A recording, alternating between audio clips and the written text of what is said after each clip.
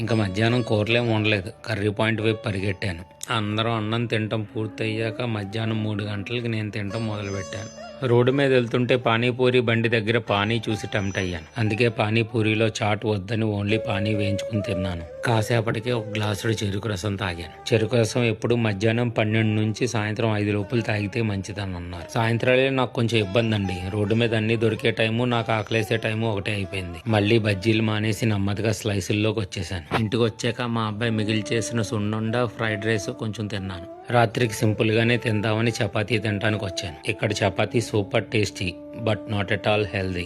చపాతీ ఇవ్వడానికి ఇంకా టైం పడుతుందని చెప్పేసి నేను తలా 2 ఇడ్లీ తిన్నాము. కానీ ఇక్కడ చపాతీ కూర 2 చాలా బాగుంటాయి తినడానికి. ఎక్కడా అని మళ్ళీ నన్ను అడక్కండి. రాజమండ్రి విశ్వేశ్వర స్వామి గుడి ఎదురుకుండా సందులో. ఇంకా రాత్రి పడుకునే ముందు మెగ్నీషియం టాబ్లెట్ తో డే ఎండ్ చేశాం.